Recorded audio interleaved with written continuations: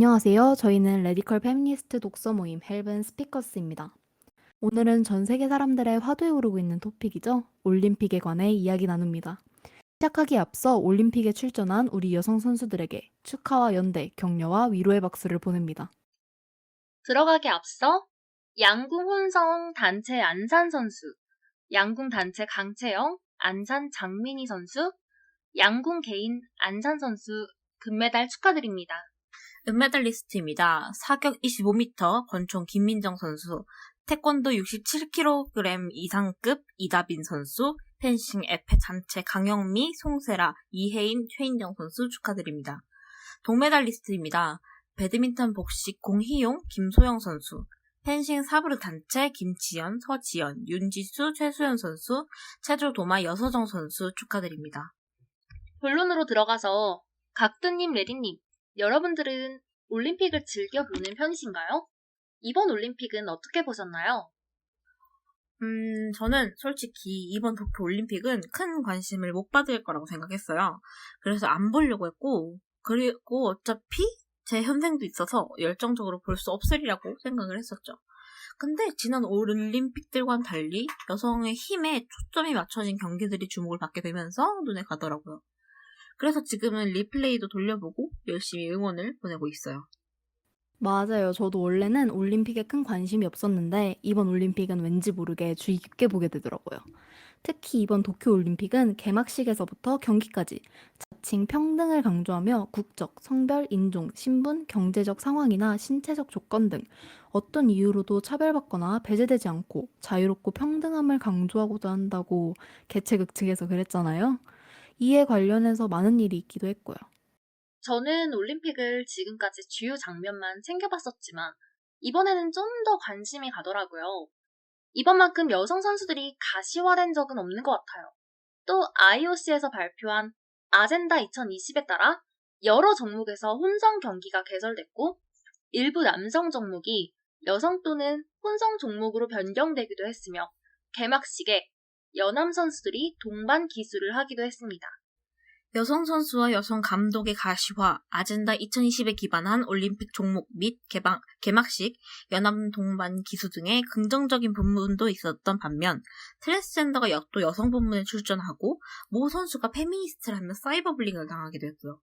아직 스포츠는 남성의 전유물이라는 인식 또한 완전히 사라지지 않았다는 근본적인 문제 등 많은 부정적인 부분들도 있었습니다. 오늘은 이에 대해 하나씩 천천히 이야기 나눠보도록 하겠습니다.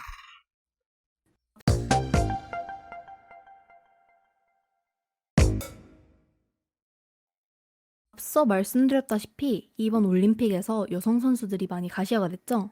대표적으로 배구와 양궁, 태권도와 탁구까지 여러 종목에 거쳐서 여성 선수가 이렇게까지 가시화된 적은 처음인 것 같습니다. 당장 제 SNS 피드와 추천 게시물들을 둘러보면 여성 선수에 대한 글이 아주 많은 추세고요. 올림픽은 물론 평소 여성 선수에 관심이 없던 친구들의 스토리나 관심사에도 여성 선수들이 많이 언급되고 있습니다. 맞습니다. 여성 선수가 많이 가시화된 한편 이번 올림픽의 숨은 주역인 감독님들 또한 여성분들이 꽤 있었습니다. 대표적으로 여자 농구의 전주원 감독님, 골프의 박세리 감독님과 더불어 양궁의 류수정 감독님 또한 계시는데요. 박세리 감독님은 이미 유명하신 분이시고 특히 농구의 전주원 감독님은 올림픽 구기 종목 최초의 한국인 여성 감독님이시라고 합니다. 또한 이번 올림픽에서는 IOC에서 발표한 아젠다 2020에 기반하여 여성 선수의 비율을 50%까지 높이기 위한 노력이 많이 엿보였는데요. 양궁 혼성 단체전, 수영 혼성 계영 400m, 육상 혼성 계주 1600m, 유도 혼성 단체전, 탁구 혼합 복식, 트라이애슬론 혼성 계주 등 6종목에서 혼성 경기가 신설됐고 복싱, 사격, 카누, 조정에서는 일부 남성 종목이 여성 또는 혼성 종목으로 변경되기도 했습니다. 이에 따라 혼성 경기는 리우올림픽 때보다 2배 증가한 18개, 여성 선수 비율은 3.2% 증가한 48.8%가 됐고요. 밖에도 농구에서 연암 3대3, 펜싱에서 연암 단체전, 사이클에서 연암 BMX 프리스타일 파크와 메디슨, 수영에서 여자 자유형 1500m 경기가 신설되기도 했습니다. 또한 개막식에서 자국의 국기를 들고 입장하는 기수들을 연함 동반으로 하도록 규정했다는 것 또한 이번 올림픽에서 빼놓을 수 없는 주목할 만한 부분입니다. 성적 대성화에 반대하는 유니폼을 선택한 여성 팀들도 있었죠. 독일 여자 체조 대표팀은 도쿄올림픽 체조 예선 경기에서 팔다리가 전부 노출되는 기존의 수영복 모양 유니폼 대신 하의가 발목까지 내려오는 유니타드 유니폼을 입고 출전했습니다. 이렇게 의미 있는 변화와 행보가 이어지긴 했으나 아직 국내로 젠더 관련 이슈는 존재합니다. 저희 헬븐 스피커스 팀은 아직 더 진보해야 할 필요가 있는 도쿄올림픽 이모저모에 대해 좀 더 이야기 나눠보고자 합니다.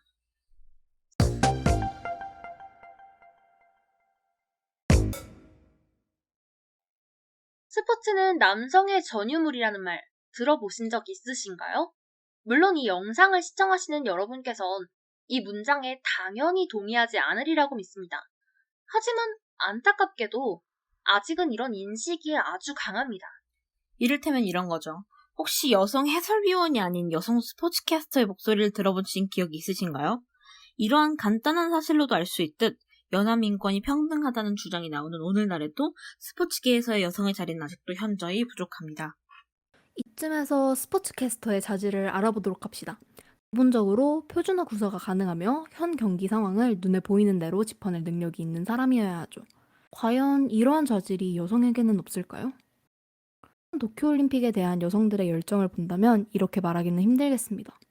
그저 남성 캐스터가 나오는 편이 좀 더 스포츠에 관심이 많아 보이는 것 같고 전문적으로 들리는 것 같기에 이러한 자리를 남성들이 꿰차는 것이죠. 여성 캐스터들도 있지만 피겨스케이팅, 리듬체조 등의 특정 분야에 한정되는 경우가 많다고 합니다. 애초에 여성 중개인의 고용은 단기 계약직인 경우가 많아 여성에게는 기회조차 주어지지 않는 것이 현실입니다. 이번 도쿄올림픽에서도 지상파 방송 세산의 모든 중계방송을 통틀어 중계를 맡은 여성 캐스터는 단 2명입니다. 맞습니다. 여성 배구로 예를 들어볼까요? 세계 1위 김연경, 김희진, 박정아 선수 등 최근 여성 배구 선수들에 대한 반응이 뜨거움에도 불구하고 또한 그만큼 여성 배구 경기를 보는 시청자 수도 많음에도 불구하고 남자 축구와 야구에 밀려 여성 배구 경기가 지상파 방송 중계 명단에서 제외된 사건이 있었습니다. 그것도 화제성이 높은 한일전이었는데도 말이죠. 결국 최종적으로 이날 이루어진 남성 축구, 남성 야구, 여성 배구 세 종목 가운데 여성 배구만 승리했죠. 아무튼 여성 전문 스포츠 캐스터가 거의 없는 것처럼 방송 편성에도 남성 중심적 시각이 작용한다는 의견이 있습니다. 한편 지난 7월 20일 메이저리그는 사상 최초로 여성으로만 구성된 중계팀이 캐스터, 해설 등 모든 분야를 맡아 주도했다고 합니다. 북미 하키리그, 농구, 미식축구 등 다른 북미 4대 스포츠에는 이미 여성 중계팀이 꾸려진 전적이 있고요. 한국도 여성으로만 이루어진 해설진들의 중계를 들을 날이 머지 않았으면 합니다. 트랜스젠더 선수 출전에 관해서도 이야기를 좀 나눠보고 싶어요. 역도 87kg 부문에서 로렐 허버드 선수가 출전을 했는데요. 첫 시기 120kg, 두 번째 그리고 세 번째 시기 각각 125kg을 신청을 하였으나 세 시기 모두 실패를 했죠. 이를 근거 삼아서 트랜스젠더 선수가 여성 선수의 자리를 위협한다는 우려는 허구이며 혐오다라는 논리가 불거지고 있는데요. TF인 로럴 허버드 선수는 지난 출전한 대회들의 인상에서 130kg, 용상 150kg도 거뜬히 들어올리는 모습을 보였습니다. 다만 이번 도쿄올림픽에서 120kg, 125kg을 각각 시도하였으나 세 시기 모두 인상에서 실패하여 용상을 시도하지 못했습니다. 물론 선수의 체력적 컨디션 또한 고려 대상에서 포함되어야겠지만 타 대회에서 패기 있게 140kg을 넘는 무게를 시도한 선수가 다른 대회도 아닌 올림픽에서 세 번 모두 실패했다는 것이 이해가 잘 가지 않습니다. 35살까지 남자로 살다가 성전환 수술을 받게 되었다고 하죠. 남성이었을 때도 역도 선수였고요. 맞아요. 이전엔 케빈이라는 이름으로 105kg급 선수로 활약하며 총 중량 300kg까지 들어올리기도 했죠. 2012년부터 성전환 과정에 들어선 뒤 2016년 여성 선수로 복귀해 뉴질랜드 최초로 세계선수권 대회에서 입상까지 했다고 해요. 로렐은 성전환 후 총 중량 270kg에서 80kg까지 들어올린 기록이 있는데 이 수치는 남성 대회였다면 하위권이지만 여성 대회라면 충분히 상위권을 차지할 수 있는 수준이라고 합니다. 한 체급당 국가대표는 한 명만 뽑기 때문에 밀려난 다른 여성 선수가 체급을 바꾸거나 혹은 은퇴해야 할 상황이라고 불만을 제기하겠다고도 하는데요. 어떻게 여성 올림픽에 트랜스젠더 선수가 출전할 수 있게 된 건가요? 2015년에 제정된 국제올림픽위원회 IOC의 지침 덕이죠. 남성 호르몬인 테스토스테론의 혈중 농도가 최소 이전 12개월 동안 리터당 10나노몰 미만일 경우 여자 경기에 출전할 수 있다고 규정하고 있거든요. 실상 성전환 수술을 받지 않아도 선천적으로 남성으로 태어난 사람이 여성 경기에 출전할 수 있다는 겁니다. 반면 선천적으로 여성으로 태어났지만 테스토스테론 수치 때문에 출전할 수 없는 선수들도 있습니다. 비슷하게 2015년에 IOC와 세계 육상 연맹이 테스토스테론이 일정 수치를 넘는 여성 선수는 중거리 종목에 나올 수 없도록 규정했기 때문입니다. 이에 대한 공방은 아직도 진행형입니다. 여성의 몸으로 태어났지만 여성 경기에 출전할 수 없는 선수도 있는가 하면 남성의 몸으로 태어나 여성 경기에 출전한 선수도 있네요. 참 아이러니합니다. 여남 선수들의 의상 차이는 개막식에서부터 드러났습니다. 남성 선수는 셔츠에 넥타이를 착용했지만 여성 선수들은 티셔츠에 스카프를 착용했죠. 노출이 심한 것도 여성에겐 치마, 남자에겐 바지를 입힌 것도 아닌데 이 의상이 왜 문제일까요? 여러분들은 학창시절에 여학생의 교복이 리본, 남학생의 교복이 넥타이로 구성된 것을 보신 적이 있을 것입니다. 여기서 포인트는 성별에 따라 의상이 정해져 나온 거라는 것이죠. 어떤 의상이 되었건 간에 성별이 의상 선택의 기준이 되어서는 안 됩니다. 맞습니다. 사실 성별에 따른 의상 차이는 타국에서 더 두드러지게 나타났기 때문에 그에 비해 스카프, 넥타이로만 나뉜 우리나라가 눈에 덜 띄긴 했을 것입니다. 그래도 다음 올림픽 때는 성별에 따른 의상 선택이 아닌 선수들 개인의 선택 혹은 다른 기준으로 선택된 의상을 입고 입장하는 선수들의 모습을 볼 수 있길 바랍니다. 앞서 언급했었죠. 이번 독일 국가대표 여성 체조팀에서 사회적 여성성을 부각한 노출 많은 레오타드 경기복 대신 유니타드형 견신 바디수트를 선택해 주목을 받았습니다. 우리 선택대로 경기복을 선택할 권리가 있다라고요. 팀의 사라 보스는 기계체조는 18살 미만의 어린 선수들이 대다수다. 정열을 시작하고 사춘기가 되면 노출이 심한 레오타드를 입는 게 불편하다며 어린 선수들이 우리를 보고 유니타드를 입을 수 있길 바란다 라고 언급했습니다. 어린 체조 선수들이 자신들의 선례를 따라주기 바란다면서요. 핸드볼 대표팀은 유럽 핸드볼 연맹으로부터 인당 20만 원, 약 200만 원에 가까운 벌금을 납부하라는 통보를 받았습니다. 비키니가 국제 핸드볼 연맹의 비치 핸드볼 복장 규정이지만 반바지를 입고 게임에 임했기 때문입니다.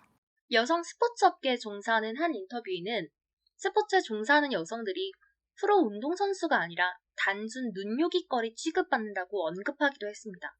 2021년이 됐는데도 스포츠 단체 운영자들은 여전히 여성 운동선수들이 남성들을 기쁘게 하고자 뛰는 장식품으로 보고 있다고요. 체조, 수영, 비치발리볼, 육상 등 노출이 많은 운동복을 입는 여성 선수들은 불법 촬영의 타겟이 되기도 십상입니다. 2012년 런던 올림픽에서 동메달을 목에 걸었던 전 일본 국대 다나카리에는 자신이 주간지 섹시녀가 되어 있었다라고 불쾌함을 토로하기도 했었습니다. 성적 대상화는 여성 선수들의 능력에도 물론 영향을 미치고요. 이처럼 흔히 여성 선수의 유니폼을 스포츠의 인기를 높이기 위한 성적 어필의 도구로 사용하는 국제운동연맹이 많아요. 섹시 마케팅이 성공하면 선수들의 노출도가 높은 유니폼은 성품평의 대상이 됩니다. 흔히 남초 사이트라 불리는 사이트의 검색창에 간단히 몇 글자씩의 키워드만 검색해도 여성 선수들을 향한 성품평, 희롱, 조롱 등의 폭력들이 수도 없이 쏟아져 나옵니다. 이는 여성들의 스포츠를 그남들의 볼거리로서 소비하고 있다는 노골적 메시지임에도 스포츠 연맹들은 애초에 이러한 마케팅을 원했기 때문에 적극적으로 대처하지 않습니다. 여성들의 스포츠는 남성들의 흥미로운 성적 눈요깃거리가 아닙니다. 아름다움으로서만 평가받는 것이 아닌 강함과 그들만의 능력으로 평가받는 엄연한 프로 스포츠로 자리매김하여야만 합니다. 이를 위해서는 먼저 우리들이 경각심과 함께 이러한 첫 시도를 내디딘 선수들에게 격려와 응원의 박수와 연대를 아낌없이 보내야 할 필요가 있겠습니다. 최근 가장 핫한 이슈로는 여성 선수 사이버불링을 빼놓을 수 없습니다. 한국 최초 하계올림픽 3관왕인 모 선수를 향한 돈엄은 여성 혐오 온라인 학대 사건을 이르는 것인데요. 이는 온라인을 넘어 오프라인까지. 쇼컷은 페미다. 페미는 사회 악이다. 페미 선수의 금메달을 반납시켜라 등의 슬로건을 내세우며 여성 혐오 논란으로 불거질 뻔하다가 외신의 개입으로 간신히 소화된 상태입니다. 네, 맞아요. 저는 최근에 제가 쇼컷한 사실을 알고 초등학교를 같이 나온 한 남자애한테서 인스타그램 DM을 받은 일도 있었습니다. 너 팸이야? 라더라고요. 열받아서 쇼컷 인증 해시태그를 제 사진과 함께 게시한 일이 있었어요. 저는 공개적으로 페미니즘에 대한 이야기를 꺼내는 것보다 마음 맞는 친구들하고만 이 이야기를 나눠왔었는데 사실 이렇게 간단히 넘어가서 다행이었지 만약 오프라인의 불링으로 이어졌다면 정말 큰일이 났겠죠. 맞습니다. 페미니즘 악마는 물론이고 이 모든 것이 페미의 계략이고 음모론이라는 말도 쏟아지고 있습니다. 어느 남초 커뮤니티에서는 선수가 SNS에서 사용한 여초 커뮤니티 밈 단어를 페미들이 6.25 전쟁 참전용사 비난 용어로 사용한 정황을 만들며 물밑 작업하면 된다 라는 글을 게시한 바 있습니다. 애초에 페미니즘 불링이 주춤하게 된 계기도 외신에서 페미니즘 억압과 숏컷 억압을 비판했기 때문이죠. 이를 의식해 선수의 불링을 조장했던 커뮤니티 등지에서는 우리가 언제 숏컷이라고 뭐라고 했는가? 부적절한 페미 용어를 이 선수가 SNS에 게시했기 때문이다. 또는 금메달 반납하라고 한 적도 없고 양궁협회에 전화한 이력도 없다. 며 불링 사실을 은폐하려 시도하고 있습니다. 놀라운 것은 이 모든 일이 선수의 마지막 경기 전에 일어난 일들이라는 것입니다. 선수는 이러한 불링에도 불구하고 놀라운 집중력으로 첫 출전 올림픽에서 올포디움이라는 엄청난 기록을 달성했습니다. 이러한 업적을 달성하고 귀국한 선수의 기자회견에서 평화로운 방송의 모 기자는 마치 자신에게는 아무 일도 아니란 양, 도리어 즐겁다는 양 웃음기를 가득 머금은 얼굴로 선수에게 모 선수께서는 일본 당국에 계실 때 본국의 페미 논란을 알고 계셨는가? 알고 계셨다면 어떻게 대처하고자 하였는가? 와 같은 질문을 한 바 있죠. 저는 개인적으로 이 기자의 어투와 태도, 질문 내용 모든 것이 화가 났었어요. 저도 마찬가지예요. 이후에 어쨌건 선수의 경기력에 큰 영향을 미쳤을지도 모르는 일인 바와 더불어 선수에게 행해진 도를 넘은 사이버 불링과 악플들, 억지 주장을 생각하면 더욱 더요. 선수는 이 모든 상황을 훌륭히 극복하여 업적을 세운 공헌자임에도 불구하고 저와 같은 무례한 태도의 질문을 받을 위치인가? 라는 생각이 들었습니다. 아마 이것 또한 여성이라서가 아닐까와 같은 생각이 저는 들더군요. 남성 선수였다면 기자회견에서는 쉬이 언급되지 않는 논란들이 많으니까요. 선수에 대해 무례한 질문을 한 기자를 커뮤니티에서는 두 사람 사이의 거리가 70m도 안 되어 보이던데 용기가 가상하군 과 같은 반응을 보였습니다. 아무래도 관역보다 가까우면 두개골 정중흥에 명중시킬 확률이 올라갈 것 같습니다. 선수님의 악플러 두개골 X10을 응원합니다. 올림픽에 관한 관심만큼 우리 선수들에 관한 관심 또한 나날이 증가하고 있는데요. 이번 내용은 올림픽에 관련된 SNS 이슈에 관심이 많으셨던 분이라면 잘 아실 만한 내용이네요. 공식적으로 경기를 진행한 또는 진행하는 선수를 향해 무슨 풍야라든지 아기, 백설기 등 흔히 모해화라고 불리는 표현들을 들어보신 적 있으신가요? 제 SNS에서도 선수들에 대한 과한 외모 평가와 모해화가 심각하여 관련된 글을 게재한 적이 있습니다. 그것이 왜 문제가 되느냐에 대해서는 아직 말이 많은데요. 단순히 팬심이라는 이야기도 있고 자신이 좋아하는 선수를 귀엽게 이르는 말인데 어째서 문제가 되는가 라는 말도 나옵니다. 하지만 문제는 귀엽게 이르는 말에 있습니다. 여러분들은 혹시 귀엽다에 내포된 뜻을 아시나요? 귀엽다는 말은 사람을 납작하게 만들거나 꼭 그렇게 해야만 할 것처럼 만들기도 하고 나에게 위협이 되지 않는 선에서 약자다운 매력이 있다 라는 의미로 흔히 통용됩니다. 또한 모해화라는 부분이 단순히 팬심이라기에는 과도한 내용이 참 많습니다. 선수가 시합 도중 사기를 돋우기 위해 내지른 기합을 우스꽝스럽게 보거나 삐약 모먼트라며 희화화 또는 모해화하며 선수의 스포츠 음식을 깎아내린 것 등이 이 예에 포함됩니다. 이에 어느 선수는 모 인터뷰에서 불편하다 또는 불쾌하다라는 식의 기색을 내비친 적도 있었죠. 맞습니다. 선수들의 외적인 요소를 예쁘다, 잘생겼다 라고 칭찬하는 것을 자제해야 합니다. 선수들의 실력과 노력을 특히 노력을 칭찬하고 응원하는 문화가 자리 잡았으면 좋겠습니다. 귀엽다거나 예쁘다거나 하는 외적 요소를 칭찬하는 것은 국가대표뿐만이 아닌 우리들 사이에서도 올바른 칭찬 방법이 아니기 때문에 각별히 조심했으면 하는 마음입니다. 네, 레디님, 각두님, 올림픽 시즌을 맞이한 이번 기획 어떠셨나요? 저는 자료 조사를 하면서 이런 일도 있었구나 새삼 깨닫게 되는 면면들이 많았어요. 올림픽 경기 이면에도 참 많은 사건, 사고들이 있더군요. 이 영상이 올라갈 때쯤엔 도쿄올림픽이 마무리될 텐데 역경 속에서도 끝까지 최선을 다해 경기에 임한 국가대표 선수분들께 존경을 표합니다. 정말 수고하셨습니다. 직접 경기를 뛰는 여성 선수들에게도, 중계하거나 경기를 준비하는 여성 스태프분들께도, 여성 경기를 좋아하는 여성 시청자분들께도 좀 더 평등한 스포츠 세계가 열렸으면 좋겠습니다. 핸드볼 감독의 가스라이팅과 국제 선발 과정의 불공정성, 연함 선수 샐러리 갭 등 본 영상에서 담지 못한 이야기들이 많아 아쉽습니다. 이에 대해서는 후속 영상으로 다시 찾아뵈었으면 좋겠네요. 현생 때문에 정말 많이 바빴음에도 플레이에 빠져들게 해준, 본 영상 제작에 참 많은 박차를 가하는데 보탬이 되어준 우리 여성 국가대표 선수들께 정말로 감사드립니다. 여러분들이 열심히 달리고 계실 때 여러분들과 같은 여성들도 마찬가지로 어딘가에서 힘차게 달리고 있다고 응원한다고 말씀드리고 싶네요. 오늘도 내일도 당신의 길에 연대하며 마찬가지로 달리도록 하겠습니다. 올림픽이 끝나고 앞서 말씀드렸던 선수 사이버불링 관련해서 남초 커뮤니티가 페미니즘 전체에 타격을 주겠다는 테러 예고까지 나온 상황입니다.